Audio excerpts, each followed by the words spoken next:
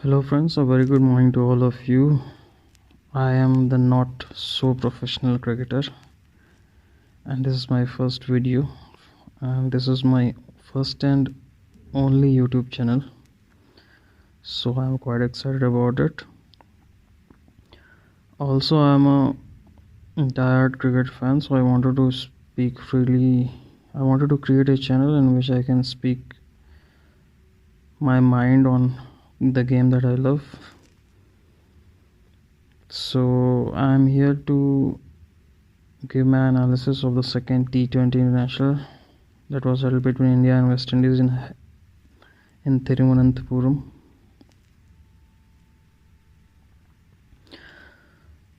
So let's start. From where can I start now? Rohit Sharma came out opening the batting with KL Rahul. And now the first thing that I noticed in the match was there was a real problem with Rohit Sharma in terms of his technique when he was playing the left-hand bowlers. And Rohit is also looking quite rusty and lazy. I mean, he always looks a bit lazy to start with. That is why the adjective of lazy elegance is attached to him. But not just that, he was looking quite rusty today and the previous match as well. And he was looking underconfident when he is facing the left arm. What's his name? Cottrell. So there is an issue that is Rohit Sharma has to resolve it as soon as possible. And now there is the most important topic.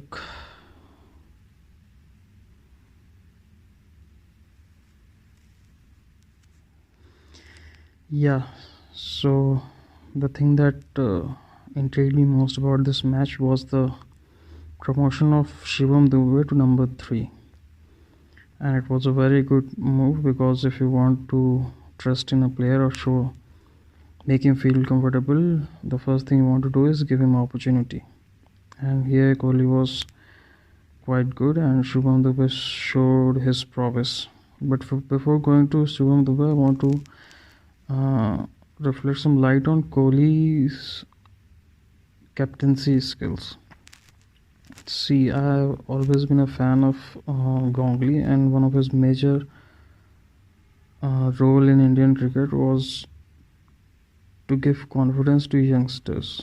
I mean, Dada just left his opening slot for Sehwag, and now we can see Sehwag became a legend because of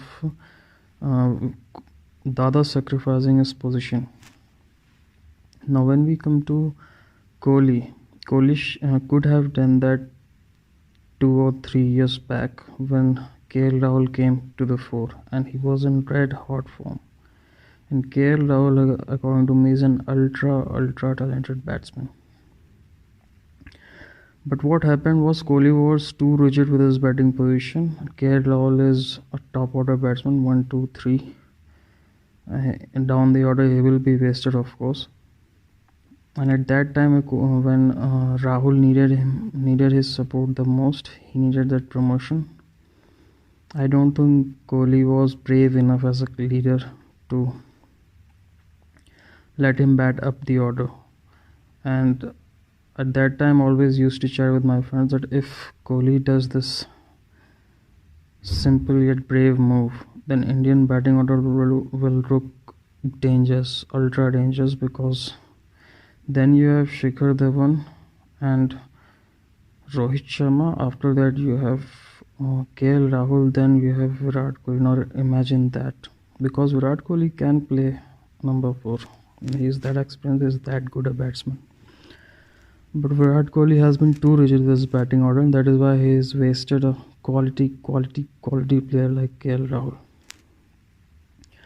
So actually I really like Virat Kohli as a leader. I mean, he's a terrific leader, lifts the team up, lifts the dressing room. Terrific leader, great leader. But he has not been brave as a captain, and he has not been innovative as a captain also. I mean, he lacks captaincy's tactician, tactic, tactics as a captain. He misses that. So yeah, that's for Kohli's decision. And now we come to Shivam Dube. Wow, I was excited to see him. Stood tall, lanky fellow. He looked similar to Yuvraj Singh. Some of the shots he played, a 6 over extra cover, was quite reminiscent of Yuvraj Singh. But there was a considerable difference between Yuvraj Singh and Shivam Dube too. Yuvraj Singh's knee was slightly bent. He used to stand tall but not so rigid. The thing that I noticed in Shivam Dube was standing too tall. He was not using his knees to get under the ball as often as Yuvraj Singh used it. But the bat flow of both these batsmen is quite similar, very similar. So it was good to see this boy Shivam Dube bat. But Shivam Dube will have tough days ahead because now he has shown what he got. Quite obvious that he loves the leg side, and also he had problems on fast short balls, well directed fast short balls, because he was opening up. He was trying to slog it rather than place it, so he was getting late on the short balls. That is one thing that I noticed. Yeah. And now moving on to Rishabh Pant. Now there, Rishabh Pant always divides opinions. There are a lot of Pant lovers and Pant haters. And as far as I am concerned, I think Rishabh Pant is not a batsman. He's a slogger. Yeah, I said it right. He's a slogger. A batsman, I would have called him a batsman अगर या तो उसके पास timing हो या range हो shots की, या बैट्समैनशिप हो, टैक्टिक्स हो, ब्रेन्स हो. बट वो he is that kind of player जो कफन बांध के आते हैं, मतलब, और that is what I feel. And he is struggling as a keeper as well. So, well, red hot topic, Rishabh Pant once again. Let me know what you think about him. That was my opinion. Now coming to the change in batting order, sending Pant ahead of Shreyas Iyer. I know they are trying to give Rishabh Pant some confidence and some opportunity to get back in form. But I just love Shreyas Iyer and his confidence, especially when spinners comes up. You can see in his eyes that he is not going to spare the spinner. Unfortunately, he got out, but he is a great player. So he should have came before Pant, but it was understandable what is management trying to do with Rishabh Pant. Then there was one more flaw that I noticed. I wanted Sundar to come before Jadeja. Anyways, all of the opinions that I am mentioning is coming from a not so professional cricketer, as you can see my channel name. So I don't mean to say that I know cricket, but these are my opinions, and I am saying this on behalf of how I feel while watching the game. So Sundar should have been before Jadeja, because Sundar, I think, is a better batsman than Jadeja, a better hitting batsman than Jadeja. So India ended up with quite a low total, as you saw. It was not low, but tricky, maybe 15 runs short. So that would have been, it would have been good if India hit a couple of sixes towards the death. And as far as bowling is concerned,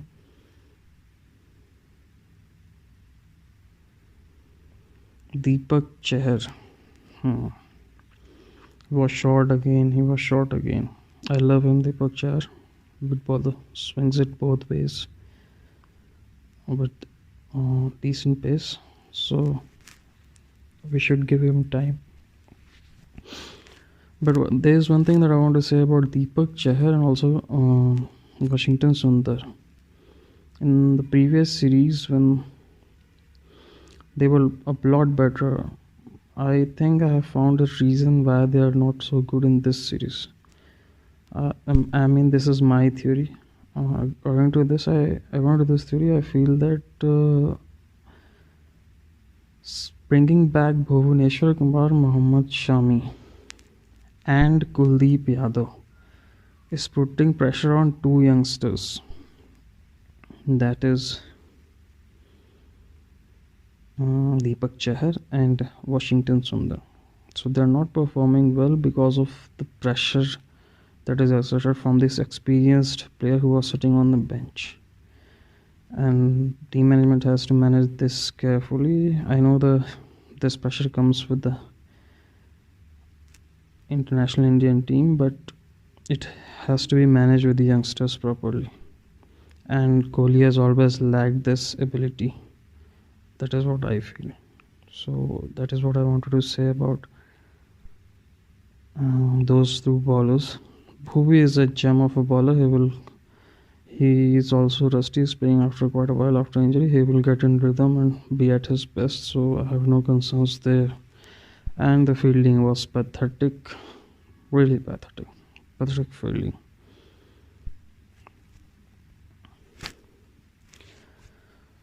So in the West Indies innings, I want to talk about Nicholas Puramba. Boy, he was class. He was not just power like other batsmen.